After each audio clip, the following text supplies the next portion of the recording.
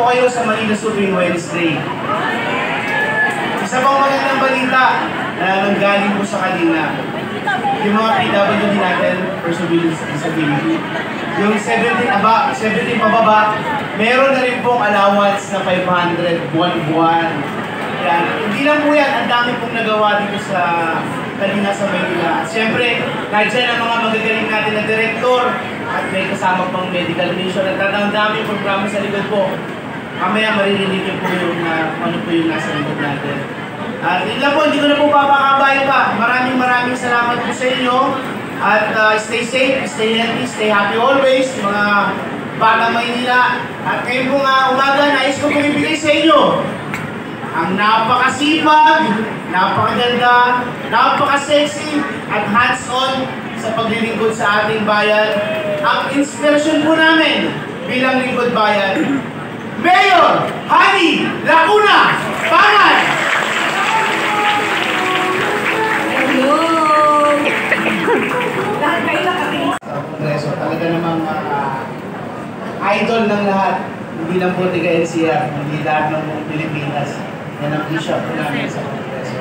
At siyempre, yung mga masasipag po natin na konsyal, talaga naman kung busy lagi sa Konseho ng Maynila sa paggawa ng ordinansa at resolusyon.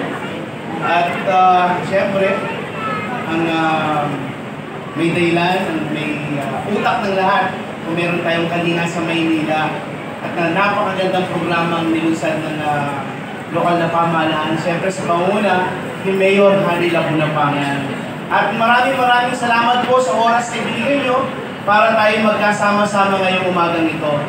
Kami naman po, makakaasa po kayo ang tambalang Hani Yul, maglilingkod lang po ng tapat, malinis at may takot sa Diyos para sa mga batang Maynila at sa ating minamahal na lungsod, ang lungsod natin, Maynila.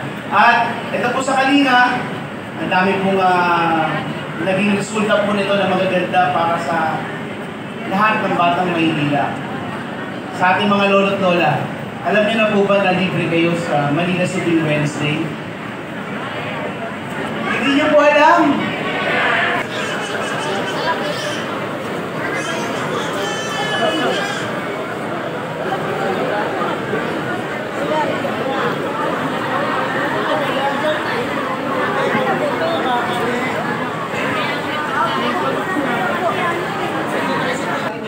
Yung parang sa granada, tatanggalin po natin yung pin.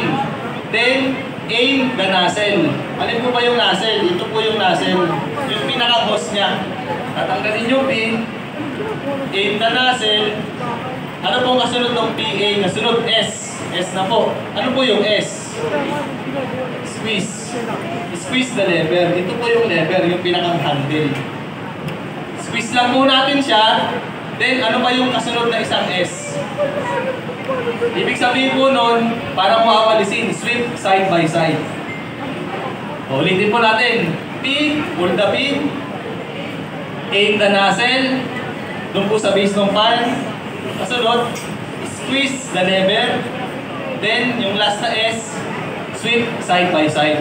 So, basic lang naman po ang paggamit dito. Tandaan nyo lang po yung salitang pass. Okay? Naintindihan po ba? Then, magbibigay lang po ako sa inyo mga fire safety tips. Ano po ba yung common na nangyayari dito? Ito, actual lang po nangyayari dito sa base po dito sa... Pag sinarado po natin yun, mawawala ng oxygen, mamamatay po yung apoy. So, tawag po namin doon is, ano nga yung sinabi ko kanina? Blanketing. So, ganun din po yung ginagawa namin dito.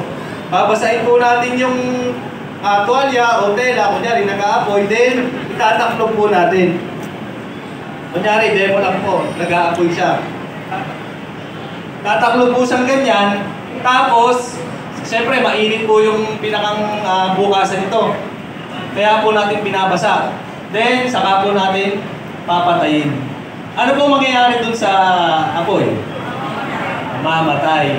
So, ganun po talaga. Sana huwag tayong mataranta pag nangyari po yun, pero huwag naman po sana. So, ganun lang po yung isa sa paraan na pwede po siyang patayin. The next naman po, sa fire extinguisher. So, mabilis lang naman po natin. Pamilyar po kayo sa salitang pass.